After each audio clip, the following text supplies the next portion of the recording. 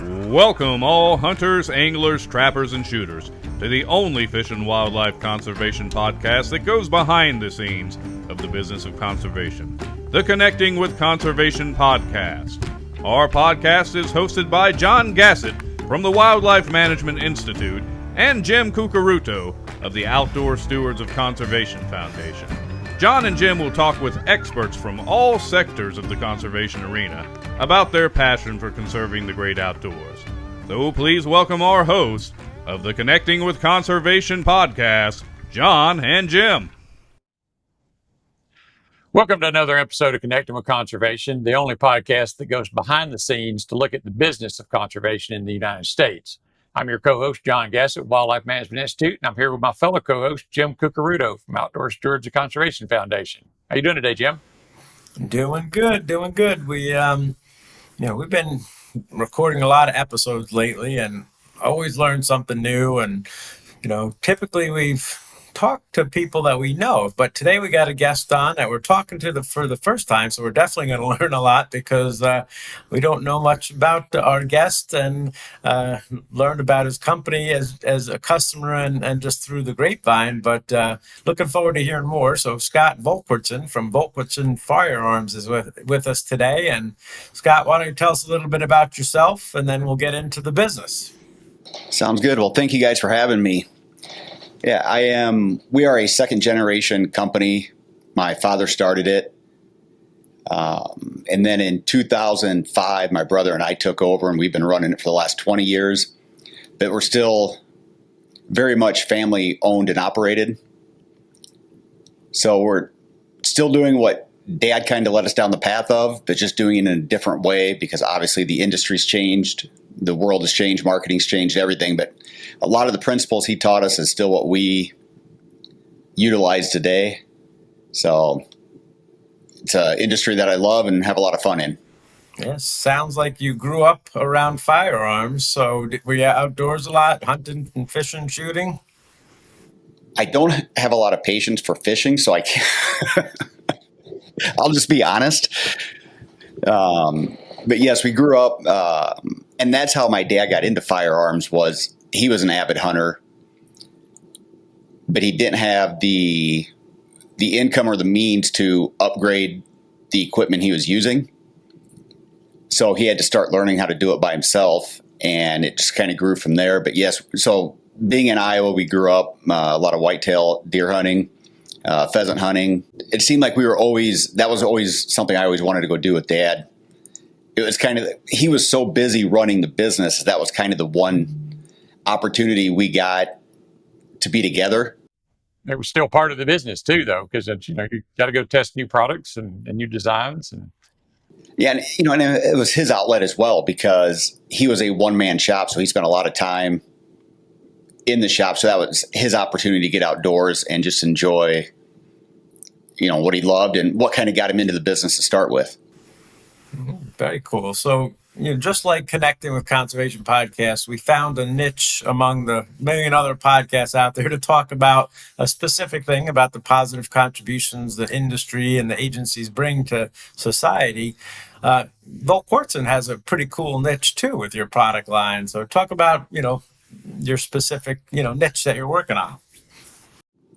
Pretty much everything we do is based around the rimfire, which is obviously the 22, 17 HMR, 22 mag, and the 17 Mach 2. And it's been that way since probably the mid-90s, that even before I got started is when Dad decided to narrow his focus into rimfire only. And that just came out of necessity. He was so busy doing everything else. And at the time, there was already guys building custom 1911s. There was already people doing some of the AR stuff. And he looked around, he's like, where can I kind of make my mark? And he started, in his mind, everybody has a 22. And there was very few people doing stuff on the custom level with 22s. So yeah, for the last 30 plus years, that's all we focused on is rimfires. And it's kind of funny because we have a lot of guys that will say, so when are you going to move up to this caliber or that caliber? And in the back of our mind, we have always talked about wanting to expand, but then something will happen in the rimfire market, or we'll come out with something else, and we end up busier than ever We've expanded our, machining capacity, the number of people that our staff, everything. And we're like, why venture out into some of those other things? Why not stay in our lane and do what we know right now? Yes, at times we probably cost ourselves some business not expanding or taking advantage of different markets. But on the other side, it's really allowed us to build that niche and in many ways, kind of become the go-to for rimfire, firearms, and aftermarket parts. Well, we're certainly. I was certainly glad to see that someone is specializing in rimfire firearms and rimfire accessories, because it is a market that you don't hear a lot about, and it's, to me, it's the most versatile market out there. It's how you get kids started shooting with 22s and get started hunting with 22s, and now with the 17 HMR and the other calibers, they're all great entry level products, but they're also competition products. There's a lot of competition with rimfire, and I think that's everybody, like you said, everybody out there builds a 1911, their own version of a 1911 or their own parts and accessories. Everybody builds them for AR-15s, but you just don't find a lot for the rimfire calibers. So, and the thing that we have found recently is, yes, like you mentioned, it's a great firearm to get new people into firearms. Minimal recoil, minimal noise, even if you're not shooting suppressed. It's arguably much cheaper than shooting centerfire ammo. But the other part of the market that we have found is there's a lot of like retired military or law enforcement, or just guys that are, no, I shouldn't say guys, customers and shooters that are getting older, who they may have a former injury, or rimfire might be the only thing they can shoot. And some of them will just tell us that, I spent 20 years in the military or 20 years in law enforcement. I just want to go out and plink. I don't need to shoot something larger anymore, and they can do it all afternoon. For example, we worked an event last week, and there was a lady that was there who had just had a titanium rod put in her right forearm. So the only thing she can shoot that doesn't cause her pain is a 22. Yeah. And I tell you what, we always, talk about conservation and how guns and conservation are connected. It's mind-blowing to folks that are just tuning in and have never heard that before. But, I had done a study years ago about total ammo production, back of the napkin, because, it wasn't 100%, there's no hard data out there. And it was, let's say it was, 9 billion rounds a year.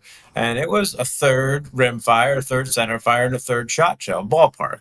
So, rimfire is a big part of conservation, because every box of ammo, that you go and plink with or squirrel hunt with, there's a 10 to 11% portion of that sale price, or first sale price, is going to go to state wildlife agencies to manage lands, build shooting ranges, teach hunter education, all that sort of stuff. So the rimfire is a big part of conservation for sure. Well, a lot of times the general public is aware that 10 or 11% taxed onto every rifle or pistol that is purchased, but then where it goes from there, and that's probably a fault of us as an industry of not being better at talking about where that goes and how it's used. Well, that's not just on industry; it's on the state that received the money too. Because having run one of those states, we did a very poor job of giving credit and recognition to our industry partners. And since moving into this role, I've talked to these states, and look, it doesn't cost anything to invite your industry partners to a new shooting range dedication. If you have an event, bring them along and kind of showcase them a little bit. They're, on average, a third of every agency budget out there is based on that excise tax. It's over $1 billion a year comes in excise taxes to go back to these agencies. So it's a huge number. They couldn't do it without you. And that's where we get shooting ranges and WMAs and boat ramps and all the other things that people that recreate outdoor really like. And do you think, from your experience, that sometimes that's because, firearms can have like a taboo, for the people that are not in the shooting world, but just maybe in the fishing or outdoor world, that they try to stay away from talking about that?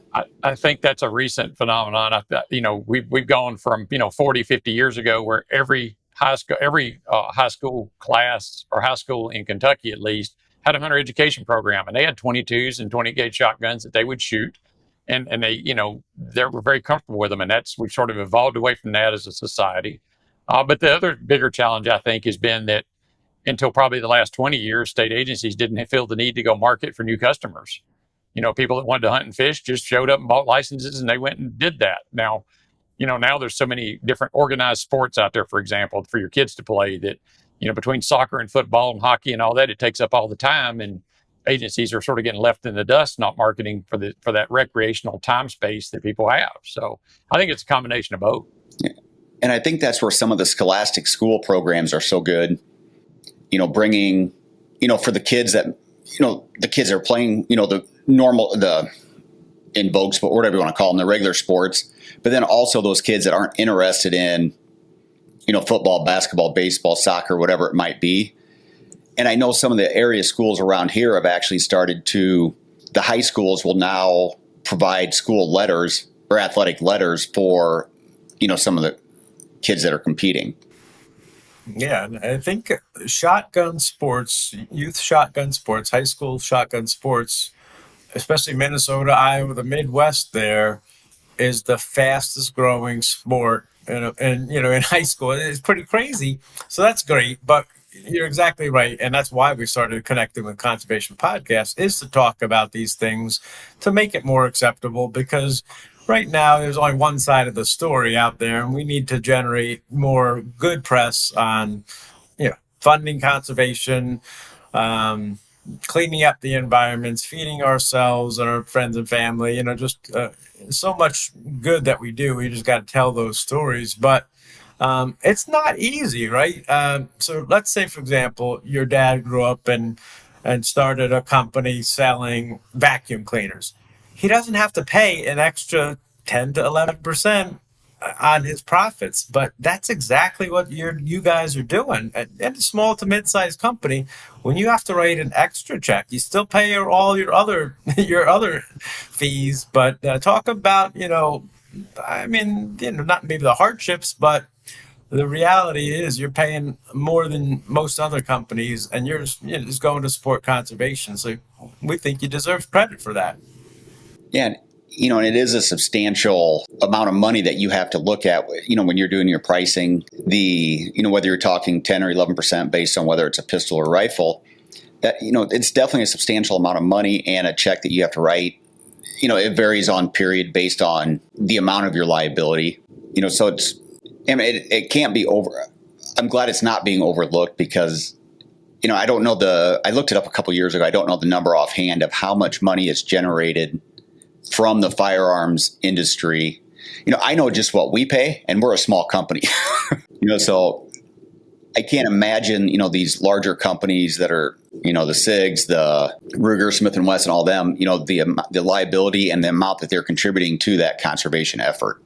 Yeah. During COVID, it went over, just the firearms and ammunition contribution was over $1 billion a year in excise tax. It's pulled back a little now to about mid 700 million, but still a substantial portion of dollars.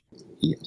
And I think during that COVID time, it reminded us, so many people, of the importance of being able to get out to the outdoors and, even the outdoor ranges or whatever it might be that we took for granted prior to that. And it was the one activity that a lot of families could still do, when everything else seemed to be shut down. They could go out to a range. They could, go camping. They could go fishing. They could spend some time on the water, whatever it was. Oh yeah. And getting outside, the health benefits of it, you can read all day long about the health benefits of it. And John and I were talking, man, we're looking at screens way too often, throughout the day here. And whether it's a phone, the TV, or the laptop, it's brutal. But I guess talk a little bit about, I know you have some, partners, influencers, some folks that you work with to promote shooting. Talk a little bit about, I guess, who you're working with and what kind of messages you're getting out there. Yep. Some of them that we work with, a couple, we work with Katie Pavlich, who is a Fox News commentator, but she's also done a lot with, promoting the hunting side of our industry. We work with Nikki Boxler, who's another one who's an avid outdoorsman or outdoors woman. Her actual thing is she owns a maple tree farm and makes maple syrup, so definitely outdoors all the time. But the one thing that I always talk about when we talk about our influencers is it's getting better, but we are still restricted quite a bit when it comes to our social media marketing. So we have to utilize some of these people's, the accounts that they can leverage by helping us share our message. It's a double-edged sword because we always talk about wanting to, the one thing nice about, like a rimfire is a grandparent can take their grandchild out and spend time on the range. Like you mentioned before, get rid of the phones, the computers, the screens. But now it's become a thing where every time you're on the range, you have to collect content or whatever you want to call it. So you can post about it. So you're still, you're still with your phone, but to me, there's still, there's nothing that replaces like that time. We did a email a couple years ago now about, do you remember the first time you shot a 22? And it's the most feedback we ever got on an email. And much of it was from 70 and 80-year-old customers who could remember the very first time they shot a 22 with their dad or their grandparent, whatever it might be, 60, 70 years ago. And it was it reminded me of how integral that should be as part of our upbringing. Because these guys, they spent time to write 4, 5, 6, 7 paragraphs back explaining their experience. And I think a lot of that is missing with like you said before, the kids are so busy with travel sports that it's hard to go spend a Saturday afternoon on the range. But the one thing that I love about it is when you do get out there, it's that one place you have to be present. You can't be sidetracked with what's going on at work, what you have coming up. It's especially if you bring like your child or grandchild out there, it's 100% focus and, on that time. And, I can remember as a kid doing that with my went on a tangent there, but back to your question on the influencers is that's who we try to associate ourselves with is the people that are going to spread the positive or the positivity side of what shooting can do. Scott, full disclosure here, I'm actually a new customer of yours. Recently bought a Ruger 2245 and wanted to upgrade the trigger mechanism on it. So just started looking on the internet, didn't know about your company and found your business. And you offer a lot of products for that platform and a number of other Ruger platforms that I'm sure people who don't know about it would like to, because I tell you, it sure is a much nicer trigger than what came stock. And just a lot of good products. So talk a little bit about what you're doing with the 2245 and the Mark II, 3, and 4s, because those, I think, are some of the most popular rimfire pistols out there. Yes, they are. And the neat thing is the new Ruger Mark IV, for those that don't know, is a very simple push-button takedown, where for years it was the Ruger Mark I, Mark II, and Mark III, and it involved a mainspring. And if you've ever taken one apart, I'm not telling you anything new. You know how difficult it is. And if you have never taken one apart, just be grateful. I've taken them apart and then take a week to put them back together, I always laugh because now it's much easier to help somebody over the phone. You can text them a picture quick. You can send them a video from YouTube. But back in the day, before all that was available, trying to explain over the phone, you could be on the phone for an hour and a half explaining that. But yeah, what we do is we offer, for like the Ruger 1022, the Mark IV, and the Mark IV 2245, we offer a complete line of parts. Whether a guy wants to just start by replacing their trigger parts, whether they want to install a complete new bolt, maybe it's just an extractor, an upper. It allows them to take it as far as they would like. And that's the other neat thing about, we sell a lot of our complete firearms that have all those parts already included in them.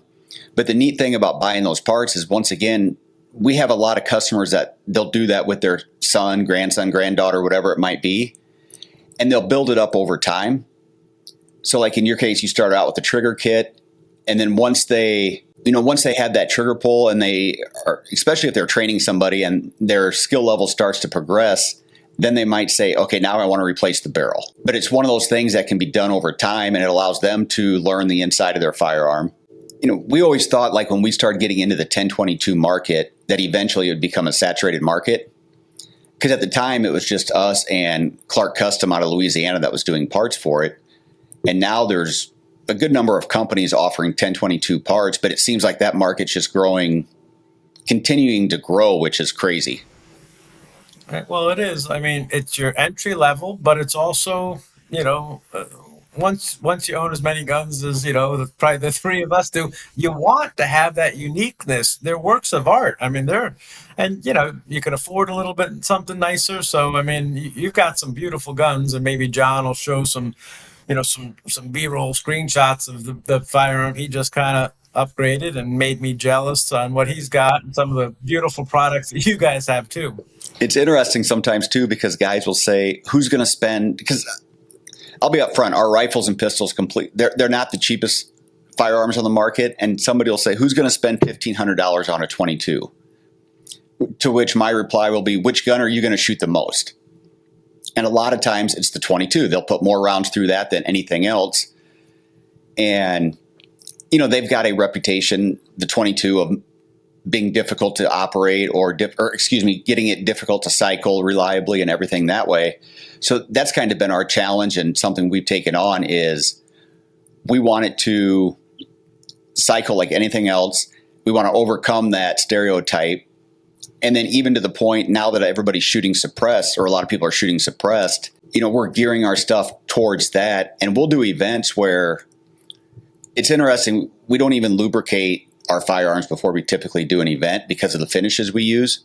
And we'll put 2,000, 3,000 rounds suppressed downrange during an afternoon with no problems whatsoever. So speaking of your products, though, I did, when I did go to your website and made my purchase, I saw that you do have 3 or 4 different models of fairly high end, close to, up and up against $2,000 22 pistols, which I'll now own one, because Jim will tell you that's my weakness is every time we do one of these, I find something else I have to buy. But tell us a little bit about your Black Mamba and your Scorpion and all that. They're fascinating looking, competition style pistols. Every video I've seen them, they look like they work remarkably well. And now I'm really intrigued. So yeah, the Black Mamba is based off of the Ruger Mark IV platform. We use the Ruger frame, and then we retrofit all the internal components.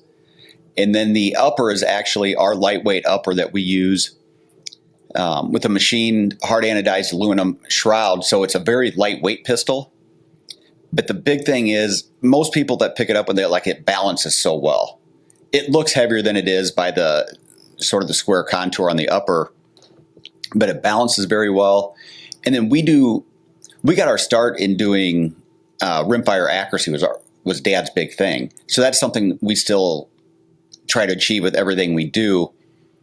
So the barrels that we use, even though it might be a 4.5-inch Black Mamba, it's still a match air gauge blank that we're using. We do something that, as far as I know, nobody else does, and we laser harden our breeches, which we built a couple Black Mambas for CCI to do some of their testing with. And they sent one back just for us to inspect. They had put 109,000 rounds through it. It's one thing for us to say we put 109,000 rounds through it, and somebody can be like, oh yeah. But this was they sent us the exact number of rounds put through this. And it allowed us to look and say, okay, how does the breech look from the process we're doing? How did the parts hold up? So yes, they'll be $1,500 and butt up to $2,000. But the way we design and build them, everything is done to the best of our ability. Even like our internal components are wire EDM cut versus like a MIM process or something like that. And we'll get a lot of guys that'll be like, well, you can make them more economical, or you can make them faster. And we're aware of that part of it, but it's not how we want to manufacture, because we've tried that and it always comes at a compromise. And then we do little things like all of our bolts will have a DLC finish or DLC coating on them, which other companies will also DLC coat. But we send it through multiple processes and polishes to get it to where it ends up. Somebody will ask, they're like, so what separates, our pistol from like a stock pistol? And it's really hard to explain it all or narrow it down to just one or two things. It's a matter of every little thing that we've learned over the last 30 years working on the Ruger platform and then just incorporating it. And we do all of our machining in-house. So it's very easy for us to test and try different things. And with us still being a relatively small company, it's very easy for us to adapt or change what we're doing if we think there's a better way. Yeah, it reminds me of, the base model Toyota Camry versus the NASCAR Toyota Camry. Yeah.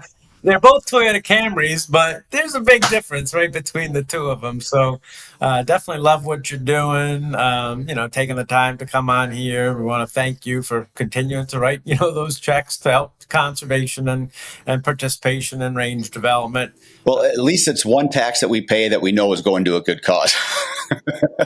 The rest of it, that's debatable. But so how can we learn more about, your newsletter, your social media, your website, and you're a podcaster as well. Tell people about all the stuff, how they can get news and subscribe to your stuff. The easiest way is just to go to our website, which is just volquartsen.com. And there we have our social media links. We have the link to the podcast, which admittedly we haven't recorded in a while, but we are going to get back into that. It's something that I really enjoy doing. And the best part about it, I'm sure you guys have learned this, is I've been able to interview people that I maybe really didn't know beforehand. And then I've been able to stay in contact with them since then. So that part of it's great. But yeah, if you just go to volquartsen.com, which isn't the easiest thing in the world to spell, but and if you try to find us on Instagram, it's interesting. Typically you'll have to type out our entire Instagram handle, which is Volquartsen_firearms, to have it pop up on the search. Yeah, the necessary evil of social media. Well, and I agree with you, Scott, on the finding new people, because I had no idea Jim did this book, and I had no idea that you were going to be a guest when I bought the parts, and then like a week later after buying them, your name pops up. I was like, hey, I know this company. I just bought stuff from them. So yeah, it's really good to meet you. It's nice to meet you guys as well. I think you're doing great work. Love what you're doing with that 2245 platform, especially because that's kind of front and center for me right now. But equally important, thank you for what you do for conservation and the excise tax and supporting other nonprofit partners out there. And just keep up the good work. And to our listeners, remember that our industry partners provide $1 billion a year in excise tax funding for conservation. So check out their websites, go and visit their businesses, patronize them if you see a product you like. There's really sweet products on Volquartsen's website now that I mine. So go check those out and see if you can find something you like. Continue to support conservation. If you like this podcast, like it and subscribe to our future podcasts. That way you get notices when the next one's dropped. And other than that, we'll see you in the woods or on the water. Thanks for listening. Thanks for listening to this episode of the Connecting with Conservation podcast. Please do us a favor and tell your buddies, friends, family, and others about what you've learned here today. If you like what you heard, come on back anytime and listen to another episode of the Connecting with Conservation podcast.